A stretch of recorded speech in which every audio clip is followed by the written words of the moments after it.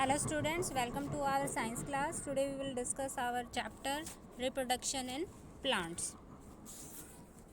So students, in the previous class also you have discussed what is flower and different parts of flower. 6th class में भी आपने पढ़ा है, ठीक है।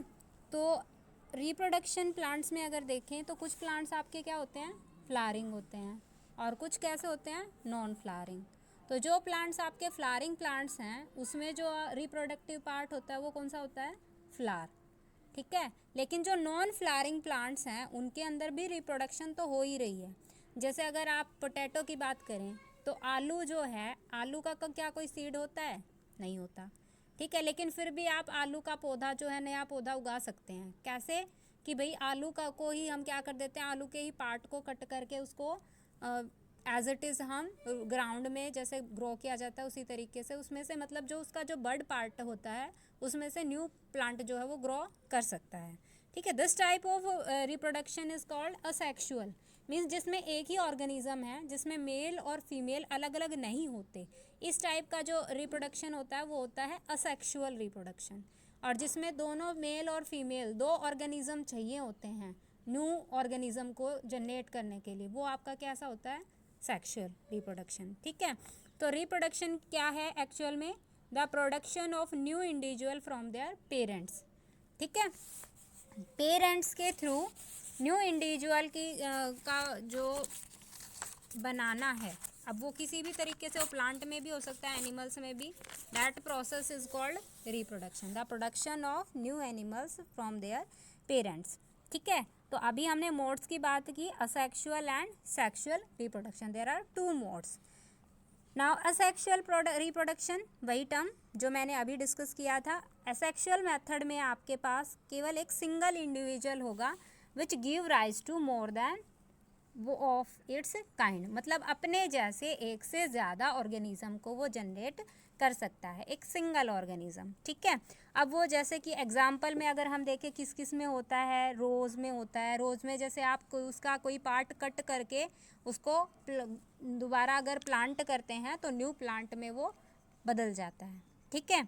इसी तरीके से शुगर केन का जो प्लांट होता है, गन्ने का जो पौधा है, उसमें भी आप क्या करते हैं, उसका जो वन पार्टीशन पार्ट में बटा होता है ना, वो शुगर केन का जो पौधा है वो इस तरीके से पार्ट्स में बटा होता है, ठीक है।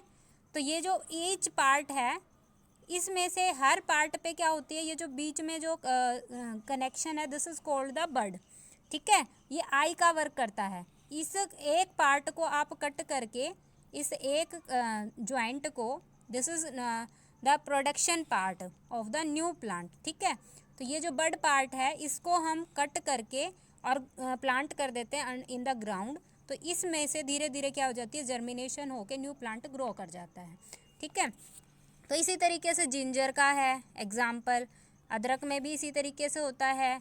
और कुछ प्लांट ऐसे होते हैं जिसमें भाई स्टेम या रूट के थ्रू नहीं होता बल्कि लीव्स पे ही न्यू लीव्स जो है न्यू प्लांट ग्रो कर जाता है, जैसे कि ब्रायोफिल्म का इसका एग्जाम्पल है, ठीक है। मतलब जिस ऐसा रिप्रोडक्शन का पार्ट जिसमें हम अलग अलग पार्ट का यूज़ करके, किसी में रूट का यूज़ करके रिप्रोडक्शन हो रही है, नया प्लांट रूट से जर्मिनेट हो रहा है।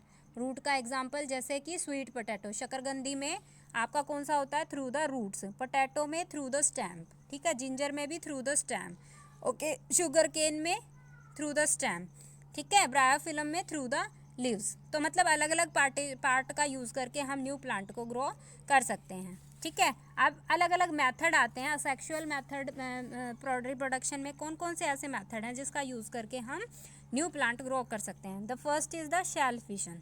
अब ऐसा ज़रूरी नहीं है कि प्लांट में ही हो, स्मॉल ऑर्गेनिज्म में भी होता है, प्लांट्स में भी होता है। शेल फिशन नाम से ही पता चल रहा है, शेल्स, हमारी जो कंप्लीट बॉडी है वो किससे मिलके बनी होती है, सबसे छोटी यूनिट को हम शेल कहते हैं, ठीक है। तो जो यूनिसेलुलर जो हैं, मतलब सिंगल शेल से जो माइक्रो ऑर्गेनिज्म बनते हैं, लाइक द बैक्टीरिया जो सबसे स्मॉलेस्ट हैं, ठीक है। अमीबा जो सबसे सिंपल ऑर्गेनिज्म है, माइक्रो ऑर्गेनिजम्स, ठीक है। उसमें हमारा कौन सा रिप्रोडक्शन होता है, असेक्सुअल, और जिसमें कि शेल फिशन होता है। मतलब एक मैच्योर सेल डिवाइड होती है इन 2 और मोर शेल्स, और इस प्रोसेस को हम क्या कहते हैं, बाइनरी शेल फिशन, ठीक है। Like you can see here in the figure, this is the process. Here we are having a single shell, ठीक है, एक सिंगल शैल थी, शैल क्या हुई, एलोंगेट हो गई, ठीक है, जिस भी अगर उसे लेंथ वाइज होना है तो वो लेंथ वाइज एलोंगेट हो गई। फिर धीरे धीरे जो सिंगल न्यूक्लियस था वो किस में चेंज हो गया, डबल न्यूक्लियस में, और बिटवीन द लेंथ उसकी थिकनेस, मतलब पहले वो एक सिंगल शैल ऐसे थी, फिर वो थोड़ी एलोंगेट हो गई, उसका सिंगल न्यूक्लियस था, अभी भी सिंगल न्यूक्लियस है, लेकिन फिर क्या होगा कि भाई जहाँ से उसे पार्टीशन होना है वहाँ से वो थिन होना शुरू कर देती है, और धीरे धीरे जो ये सिंगल न्यूक्लियस है ये धीरे धीरे किस में चेंज हो जाएगा, टू न्यूक्लियस में, और जब दोनों पार्ट मेच्योर हो जाएंगे तो ये बीच से इतना थिन हो जाएगा कि ये दोनों, ये सेपरेट और ये सेपरेट, दोनों अलग अलग सेपरेट शेल्स बन जाएंगे।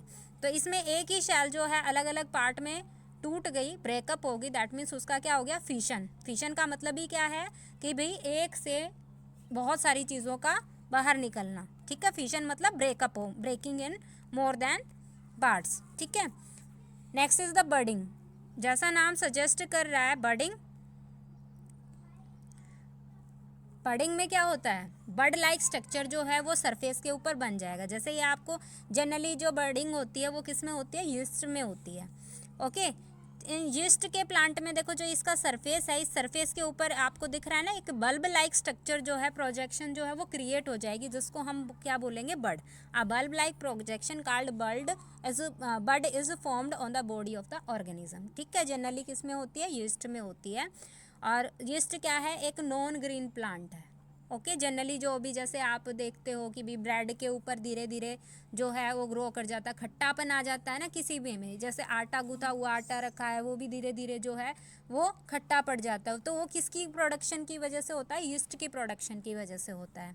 तो क्या होता है कि भाई बड लाइक स्ट्रक्चर सरफेस के ऊपर क्रिएट हो जाएगा धीरे धीरे, जैसे हमने शैल फिशन में कहा, ये जो बड है वो इसी से न्यूट्रिएंट्स लेके ग्रो करना शुरू करता है, और लाइक अ सिंगल जब ये कम्प्लीटली मेच्योर हो जाएगा तो ये बड क्या हो जाएगा, इसकी पेरेंट सेल से सेपरेट होकर न्यू यीस्ट सेल के जैसे एक्ट करेगा, ठीक है।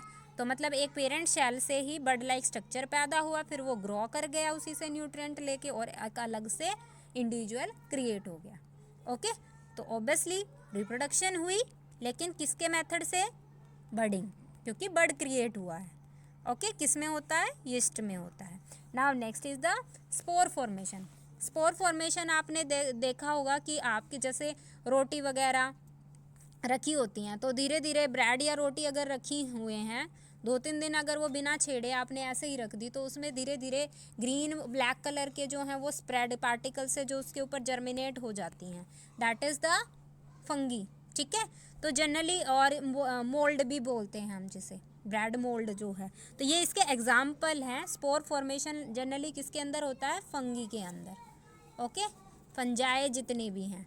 यीस्ट के अंदर क्या होता है, बडिंग होता है, फंगी के अंदर क्या होता है, स्पोर फॉर्मेशन। अब जैसा नाम है कि भाई स्पोर लाइक स्ट्रक्चर जो है, स्पोर क्या होता है, एक जैसे आपको ये दिख रहा है इस तरीके से एक केस बनता है। केस क्या होता है, जैसे आप सूट केस को, बैग्स का जो केस है, मतलब किसी भी का कलेक्शन केस है, तो ऐसे ही जो हमारे स्पोर्स होते हैं उनका केस होता है, ठीक है। स्पोर केस जो होता है, when the spore case of the plant burst, जो यीस्ट प्लांट है उसका जब वो स्पोर केस जब बर्स्ट होता है, तो जो स्पोर्स हैं वो क्या होंगे, देखो जैसे आपको फिगर में दिख रहा है, ये जो बर्स्ट हुआ मतलब जब ये फूटा, तब क्या होगा, जो स्पोर्स हैं, थाउजेंड्स ऑफ स्पोर्स जो हैं बहुत ही हल्के हैं, तो वो कहाँ फ्लोट करेंगे, इन द एयर। एयर में फ्लोट करके लार्ज डिस्टेंसेस को कवर कर जाएंगे, और कहाँ पहुँचेंगे, जहाँ पे भी उसे फेवरेबल कंडीशन से मिलेंगी, जैसे किसी भी फूड पार्टिकल के ऊपर पहुँचे या फिर सॉइल के पास पहुँचे, और जहाँ पे भी उसे ग्रो करने के लिए फेवरेबल कंडीशंस मिलेंगे वहाँ पे ग्रो कर जाएंगे, जर्मिनेट कर जाएंगे, और किस में चेंज हो जाएंगे, प्रोड्यूस न्यू प्लांट में चेंज हो जाएंगे, ठीक है। तो ऑब्वियसली इसमें जो हैं एग्जाम्पल्स, इसमें you can C most of the fungi, bread mould plants और फ्लावरलेस प्लांट। फ्लावरलेस प्लांट में जैसे आपने देखा होगा काई लीचिन, फॉर्म्स एंड मॉसेस, जो कि आप ठहरे हुए पानी में आपको मिलती हैं, ठीक है। जैसे तालाब का पानी है उसके ऊपर काई आपने देख रखी होगी, तो ये जो हैं ये हमारे फ्लावरलेस प्लांट है, these are also types of plants, ठीक है। और उनके अंदर उनको हम क्या बोलते हैं, फॉर्म्स एंड मॉसेस, उसमें भी जो रिप्रोडक्शन होता है that is by spore formation, Okay, asexual reproduction. Now next is the fragmentation. What do you mean by fragmentation? Fragmentation में जैसा नाम सजेस्ट कर रहा है फ्रेगमेंट मीन्स हिस्सा, पार्ट, ठीक है, एक बड़ा पार्ट है उसके फ्रेगमेंट मतलब उसके टुकड़े कर दिए हमने। ओके, तो जैसे आपको फिगर में दिख रहा है एक पेरेंट शेल है, पेरेंट शेल जो है वो फ्रेगमेंट्स में डिवाइड हो गई है और फिर जो ईच फ्रेगमेंट है वो लाइक एन इंडिविजुअल खुद को रिपेयर कर लेगा और ग्रो कर जाएगा इन द न्यू इंडिविजुअल। ठीक है, खुद से रिपेयर कर सकते हैं वो। ठीक है, ये जो रिपेयरिंग की शेल्स की खुद को रिपेयर करने की जो प्रॉपर्टी होती है इसको हम क्या बोलते हैं, रीजनरेशन। और रीजनरेशन आपका एक एक्चुअल में एक मेथड भी है सेक्सुअल रिप्रोडक्शन का, ये आप नेक्स्ट वाले मेथड में पढ़ेंगे, 5th में मेथड में। ओके, तो फ्रेगमेंटेशन एक्चुअल में किस में होती है, एल्जाइज में। एल्जाइज में इन्होंने किसका एग्जाम्पल लिया है, स्पायरोगायरिया। ठीक है, एल्जाइज के अंदर क्या होती है, फ्रेगमेंटेशन। यीस्ट के अंदर क्या होती है, तालमी, यीस्ट के अंदर अभी हमने किया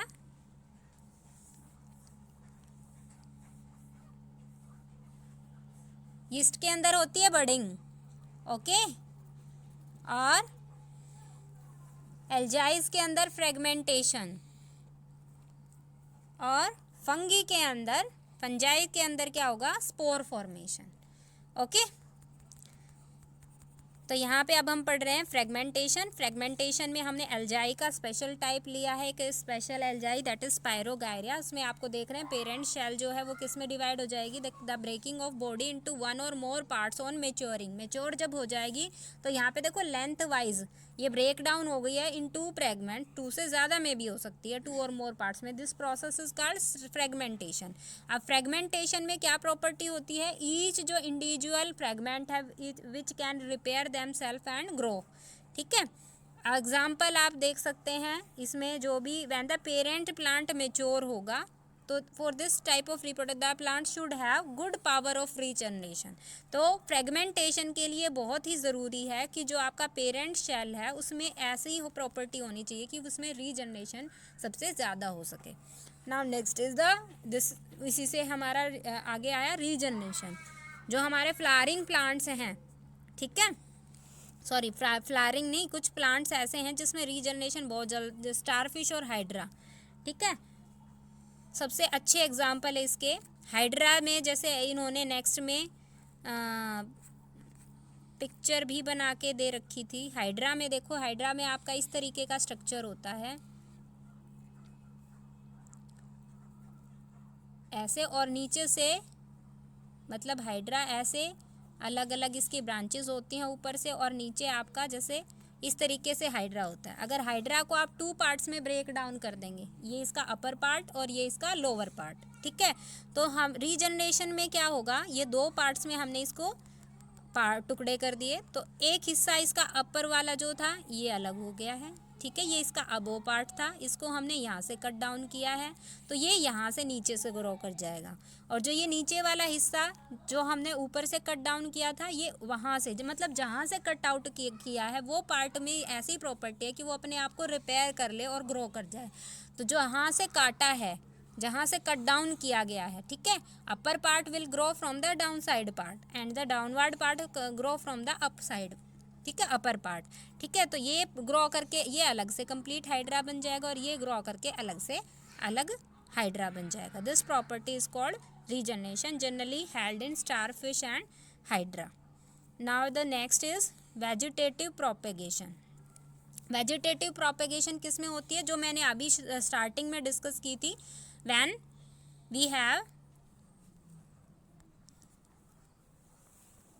डिफरेंट पार्ट्स का यूज़ करके जब हम प्लांट को ग्रो कर पाते हैं, उसका डिफरेंट पार्ट, जैसे पोटैटो में हम थ्रू द स्टेम करेंगे, ठीक है, जिंजर में जो है वो हम थ्रू द स्टेम करेंगे, स्वीट पोटैटो में हम थ्रू रूट करेंगे। ठीक है, जो स्वीट पोटैटो है, स्वीट पोटैटो में रूट में ऐसी प्रॉपर्टी होती हैं कि जब हम उसको ग्रो करेंगे तो उस रूट में से ही जो अलग अलग बर्ड लाइक स्ट्रक्चर आइज़ होती हैं, वो आइज़ जो हैं वो धीरे धीरे सूटेबल कंडीशन में क्या कर जाएंगी, जर्मिनेट होके न्यू प्लांट में ग्रो कर जाएंगी। ठीक है, तो ये क्या होता है, जो ये आइज़ हैं इसको हम क्या बोलते हैं, ट्यूबर रूट। ठीक है, ट्यूबर्स हमारे वो पार्ट्स हैं जो कि न्यू प्लांट में ग्रो करते हैं। वेजिटेटिव प्रोपेगेशन में जो पार्ट ग्रो करेगा दैट इज कॉल्ड ट्यूबर। अगर वो ट्यूबर रूट में है we called it tuber root, अगर वो स्टेम में है then we call it tuber stem.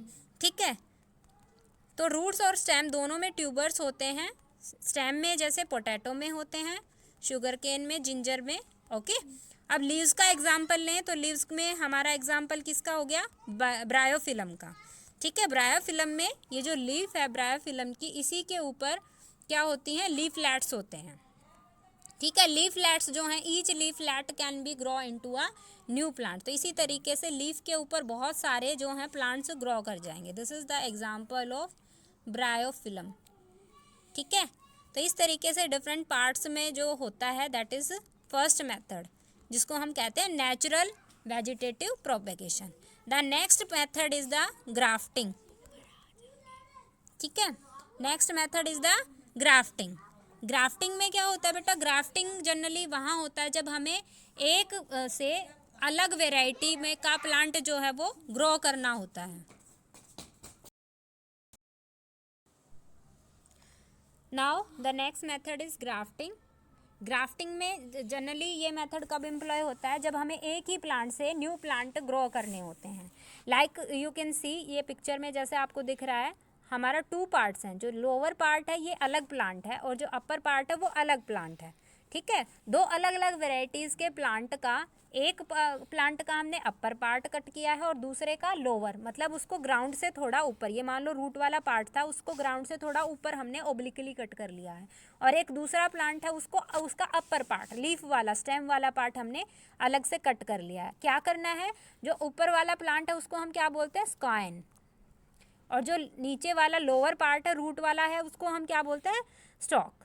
ठीक है, तो स्टॉक के ऊपर जब हम इस तरीके से प्लेस करेंगे स्क्वाइंस को, और उसको हम यूजिंग अ थ्रेड जब हम टाई अप कर देंगे, तो कुछ दिन के बाद जब फेवरेबल कंडीशन मिलेंगी तो हमारी रीजनरेशन की पार्ट्स की प्रॉपर्टी होती है, तो वो क्या कर जाएंगे, रीजनरेट करके स्क्वाइन जो है वो जर्मिनेट हो जाएंगे ऑन द स्टॉक। ठीक है, और एक न्यू प्लांट जो है वो कंप्लीट हो जाएगा जिसमें स्टॉक के अंदर स्क्वाइन की प्रॉपर्टी शामिल हो जाएंगी। ठीक है, तो इस तरीके से हमने क्या किया, 2 अलग अलग वेराइटी के प्लांट्स थे, उनका यूज़ करके एक न्यू वेराइटी का प्लांट जो है वो जर्मिनेट कर लिया है। ठीक है, तो जैसे आप देख सकते हैं, जब हमें कभी भी किसी प्लांट में न्यू वेराइटीज़ अगर हमें डालनी है तो हम कौन सा मेथड यूज़ करेंगे, ग्राफ्टिंग का मेथड यूज़ करेंगे। Now next is the layering. Layering जैसा नाम से पता चल रहा है, एक ही प्लांट है, देखिए जैसा पिक्चर में आपको दिख रहा है, एक सिंगल प्लांट था, वो ग्रो कर रहा है। तो ग्रो करते वक्त हमें पता है कि कुछ पार्ट्स के, एक ये टिप वाला पार्ट है जो कि हमें पता है कि आगे ग्रो कर रहा है। ठीक है, बहुत सारी लीव्स लिखी ब्रांचेस निकली होती हैं, तो ब्रांच की जो टिप पार्ट है वो तो हम स्ट्रेट रखेंगे, और बाकी जो स्टेम पोर्शन है उसको हमने क्या कर दिया है, बेंट कर दिया है, और उसको हम डिग करके ग्राउंड के नीचे दबा देंगे। ठीक है, फेवरेबल कंडीशन मिलने के बाद जो स्टेम वाला पोर्शन हमने धरती के अंदर डिग करके दबाया है वो भी क्या कर जाएगा, न्यू प्लांट में जर्मिनेट कर जाएगा। मतलब एक सीधा प्लांट तो हमारे पास था ही जिसकी टिप ग्रो कर रही थी, जिसे हमने स्ट्रेट रखा, और अदर जो उसका स्टेम हमने जिसको डिप करके डिग कर दिया था, ग्राउंड के नीचे दबा दिया था, वो भी फिर न्यू प्लांट में जर्मिनेट कर गया। तो एक के ऊपर दूसरी लेयर आ गई प्लांट की। फिर जो सेकंड वाला है, इसका एक टिप जो ग्रोइंग टिप है उसको हम स्ट्रेट रखेंगे, और बाकी जो स्टेम वाला पोर्शन है उसको फिर से ग्राउंड के नीचे दबा देंगे। अगेन क्या होगा, जो स्टेम वाला पोर्शन जो हमने धरती के नीचे दबाया है फेवरेबल कंडीशन में, फिर से उसकी बड वाला पार्ट जो है वो क्या कर जाएगा, ग्रो कर जाएगा इन द न्यू प्लांट। तो मतलब सेकेंड लेयर के ऊपर फिर से थर्ड लेयर का प्लांट मिल गया। तो इसी वजह से लेयर बाय लेयर हमारी जो है प्लांट्स, न्यू प्लांट्स ग्रो कर रहे हैं, इसलिए इस प्रोसेस को हमने क्या बोला, लेयरिंग। जनरली लेयरिंग कब होती है, जब हमें एक ही मतलब कम ही चीज़ों से और बहुत ज़्यादा प्रोडक्शन करनी हो, लाइक अ स्ट्रॉबेरी, जैस्मिन। ठीक है, इनमें बोगेनविलिया, इन सब में क्या होती है, लेयरिंग के स्ट्रक्चर से का यूज़ के मेथड का यूज़ किया जाता है। Now the last is the tissue culture.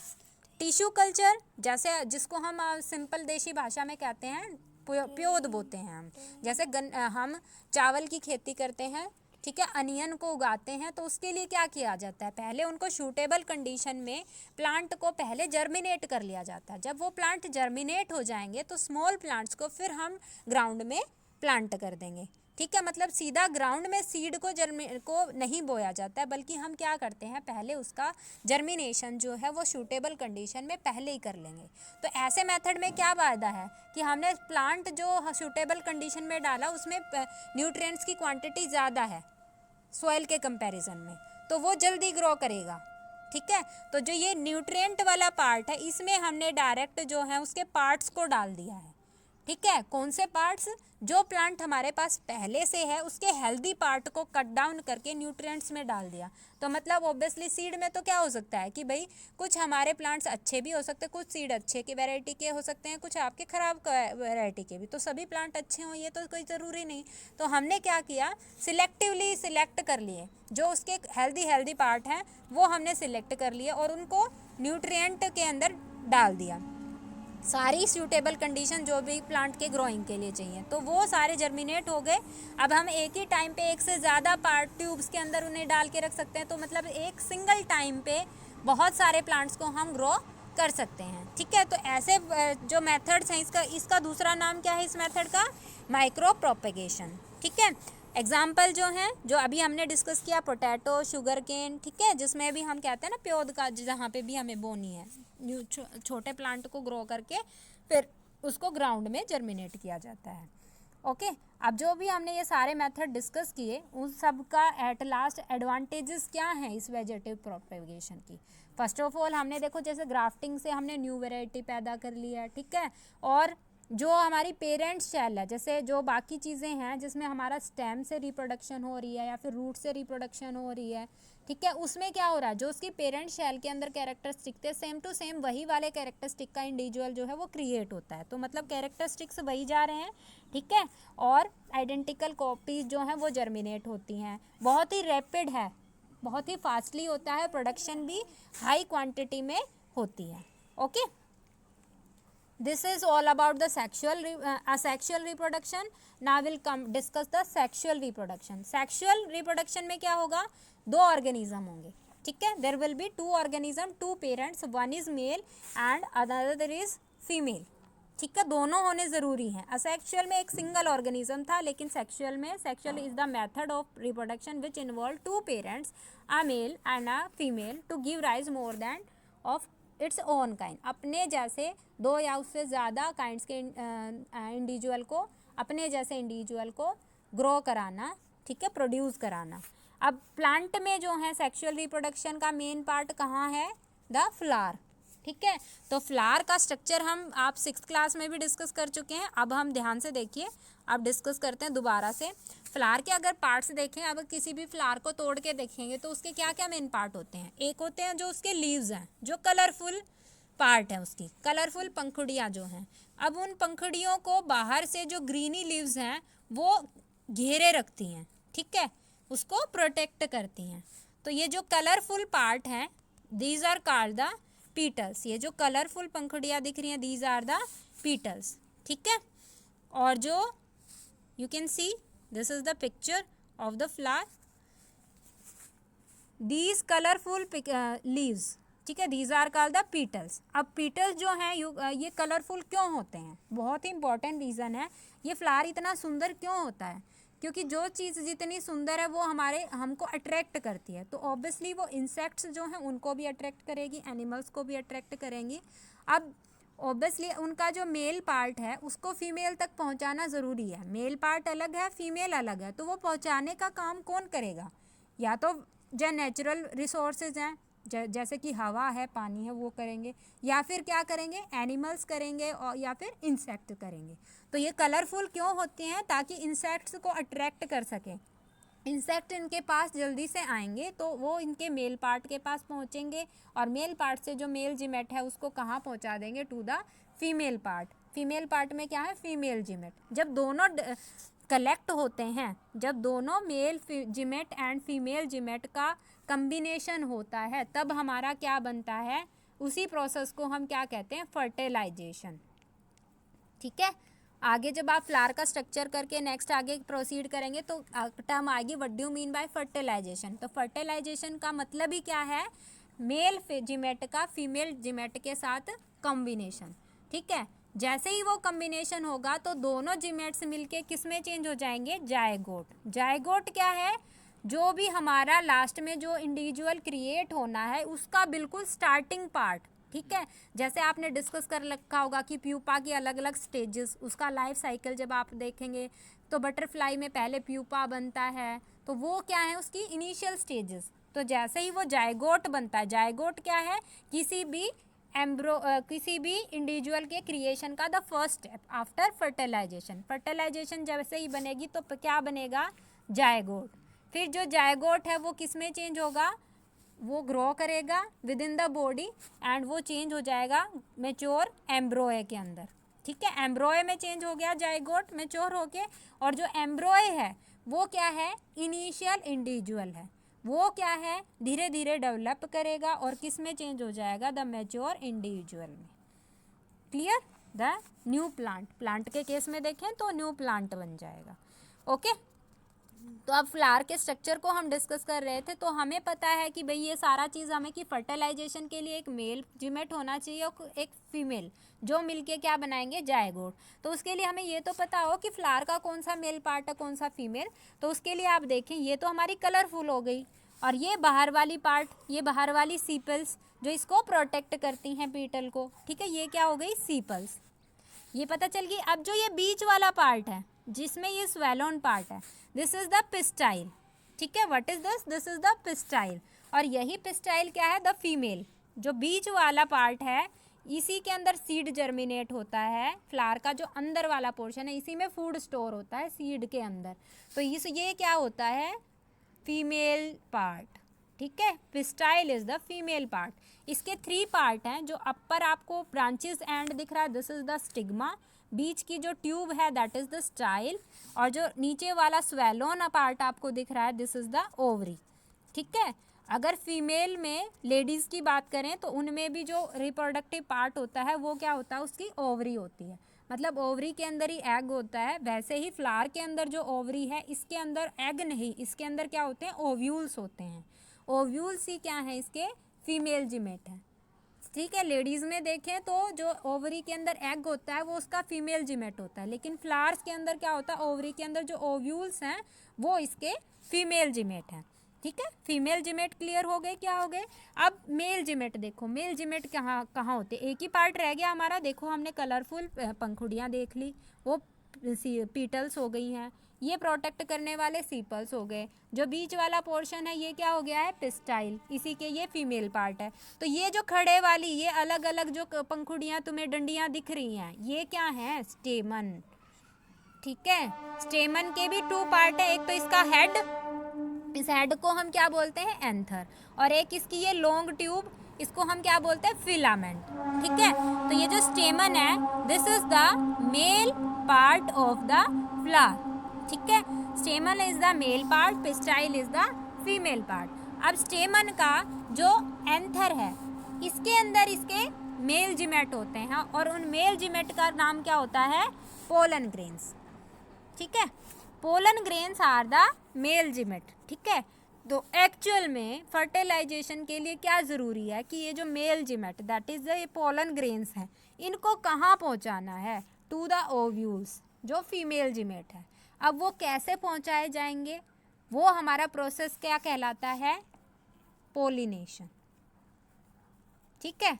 How we will reach the male gamete that is the pollen grains from the anther to the pistil, pistil के किस पोर्शन पे जाएगा, पिस्टाइल का जो सबसे ऊपर वाला पार्ट है ना, रीच कराना टू द स्टिग्मा, ठीक है। किस तरीके से पोलन ग्रेन रीच करेंगे from the anther of the stamen to the stigma of the pistil, that process is called the pollination, ठीक है। अब ये पोलिनेशन कैसे कैसे हो सकती है, हो सकता है कि भाई एक ही प्लांट के फ्लावर हों, या फिर ऐसा हो सकता है कि भाई अलग अलग प्लांट के फ्लावर्स हों, ठीक है।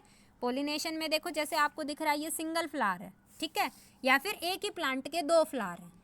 तो अगर ऐसा होगा that is the self pollination, मतलब when the pollen grain from the anther of the flower are transferred to the stigma of same flower, या तो सेम फ्लावर का हो या फिर another flower of the same plant का कोई another हो, तब वो पोलिनेशन कैसी है, सेल्फ पोलिनेशन। बट अगर हमारा क्या है, दो अलग अलग प्लांट्स हैं, दोनों फ्लावरिंग प्लांट्स हैं, तो एक प्लांट के फ्लावर से दूसरे प्लांट के फ्लावर के ऊपर अगर उसके मेल जिमेट को फीमेल जिमेट, मेल जिमेट कहाँ पे है, स्टेमन के एंथर के ऊपर, और फीमेल जिमेट कहाँ पहुँचाना है, पिस्टाइल है ना फीमेल पार्ट, तो उसका सबसे ऊपर वाला पार्ट कौन सा है, स्टिग्मा। ऑब्वियसली उसके फीमेल जिमेट तक पहुंचने के लिए उसके ऊपर वाले पोर्शन पे जाएगा, तभी तो ओवरी तक पहुंचेगा ना, स्टिग्मा फिर स्टाइल फिर ओवरी, तो पहले कहाँ पहुंचना है, स्टिग्मा पे। तो एंथर टू स्टिग्मा जब अगर दो अलग अलग प्लांट्स के फ्लावर पे रीच करेगा, that is called the cross pollination. ठीक है, नाउ अब फर्टिलाइजेशन, ये ऐसे अभी हमने डिस्कस कर लिया था। फर्टिलाइजेशन क्या है, the fusion of male gamete with the female gamete to produce the zygote. अब जायगोट हमने बता दिया था ना, जायगोट क्या है, जब मेल जिमेट और फीमेल जिमेट कंबाइन होते हैं तो क्या बनता है, एम्ब्रोए बनता है, सॉरी जायगोट बनता है। The male gamete fuses with the female gamete present in the ovule.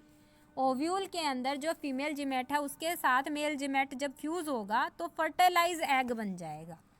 जो एग है वो फर्टिलाइज्ड हो गया, और उस फर्टिलाइज्ड एग को ही हम क्या बोलते हैं, जायगोट बोलते हैं। ओके, जायगोट फिर किस में डेवलप होगा, एम्ब्रोए में, और embryo is the part of seed which develop into the new plant. जो एम्ब्रोए है वही एक्चुअल में न्यू प्लांट में फिर जर्मिनेट होगा। नाउ जर्मिनेट होने के लिए क्या प्रोसेस होगा, जर्मिनेशन। अब जर्मिनेशन कैसे होगा, the process in which a seed begins to grow. जब हमने सीड बो दिया है, ग्राउंड में हम प्लांट उगाने के लिए क्या करते हैं, सबसे पहले सीड को बोते हैं ग्राउंड के अंदर, फिर क्या होगा, उसको सूटेबल कंडीशन प्रोवाइड करते हैं, मिट्टी में न्यूट्रिएंट्स हैं, उसको पूरी हवा देते हैं, पानी जितना चाहिए वाटरिंग करते हैं उसकी, तो सूटेबल कंडीशन में हमने उसे रखा, तो धीरे धीरे उसका जो पार्ट हमने कहा ना कि एम्ब्रो डेवलप होगा। ठीक है, तो ये जो एम्ब्रो है उसके सीड के अंदर, वो तो है ही, सीड एक्चुअल में बना कैसे है, फर्टिलाइजेशन से ही बना है ना। ठीक है, तो सीड अगर हमने बोया है दैट मीन्स उसका एम्ब्रोए हमने प्लांट कर दिया है ग्राउंड के अंदर। अब उसका जर्मिनेशन मतलब उस एम्ब्रोए का फूट करके न्यू प्लांट का बाहर निकलना है, सीड के बाहर निकलना है, तो वही प्रोसेस हमारा क्या है, जर्मिनेशन। ठीक है, when a seed germinates the seed coat split, तो मतलब जो सीड की ऊपर वाली कवरिंग हार्ड कवरिंग है वो क्या हो जाएगी, ब्रेक डाउन हो जाएगी, ब्रेकअप स्प्लिट मतलब टूटना, टूट जाएगी, और उसमें से टीनी रूट ग्रो करेंगी, छोटी छोटी रूट्स जो हैं वो ग्रो कर जाएंगी।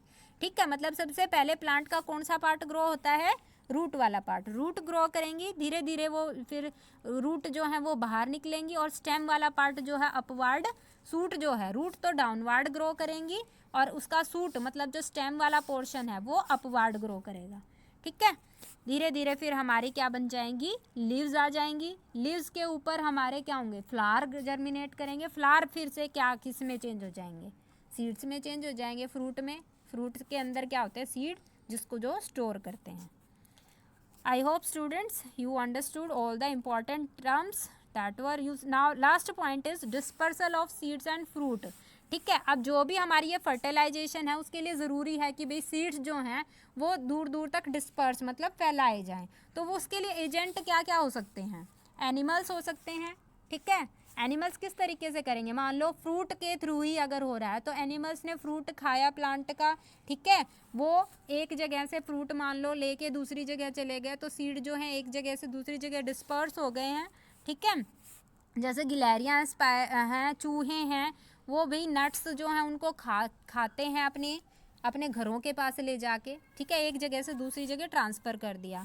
डिस्पर्सल बाय विंड, हवा के द्वारा भी जो पौधों के ऊपर लगे हुए हैं लॉन्ग डिस्टेंसेस तक चले जाते हैं, जैसे कॉटन सीड्स हैं, कॉटन सीड्स के मतलब जिसके सीड्स बिल्कुल आउटवर्ड होते हैं। कॉटन का फ्रूट ऐसा होता है कि भाई कॉटन को छोड़ के अंदर वाला बहुत ही भारी होता है, कोई उसके ऊपर कोटिंग नहीं होती, तो वो हवा के द्वारा ही एक जगह से दूसरी जगह पहुंच जाता है। बाय वाटर, वाटर भी ले जा सकता है, जैसे हल्के जो भी हमारे हैं लोटस के, लिली के जो भी सीड्स हैं आसानी से पानी के साथ बह के एक जगह से दूसरी जगह। एक्सप्लोजिव मैकेनिज़्म जिसमें हम जो फसल है उसको पका करके उसका बीज बनाते हैं। और फिर जैसे ही वो पक जाएगी, जैसे आप लेडी फिंगर में देख रहे हैं, लेडी फिंगर जब कम्प्लीटली मेच्योर हो जाएगी, इतनी पक जाएगी, तो उसका धीरे धीरे जो फ्रूट है वो स्प्लिट अप हो जाएगा और जो सीड्स हैं वो बाहर डिस्पर्स हो जाएंगे। ठीक है, ऐसा ही जैसे पीज में होता है। ठीक है, ये तो क्या हो गया, बाय एक्सप्लोजिव मैकेनिज्म। ये आप हवा के द्वारा होता है, बाय विंड। आपको देख रहे हैं जी कि इसके ऊपर ऐसे सीड्स थे और वो हवा ने दूर दूर दूर दूर तक फैला दिए हैं। और ये बाय एनिमल्स। एनिमल्स कैसे हैं कि भाई प्लांट के ऊपर बैठेंगे, जो भी सीड्स वगैरह हैं वो उनकी शरीर के साथ चिपक जाएंगे, उनके रोहों के साथ, और जब ये इंसेक्ट दूसरी जगह पे जाएंगे तो साथ में वो सीड वाला पोर्शन जो है वो भी उनके साथ पहुंच जाएगा। So students, today you are to revise all the chapter and you can take your doubts. Thank you. Have a nice day.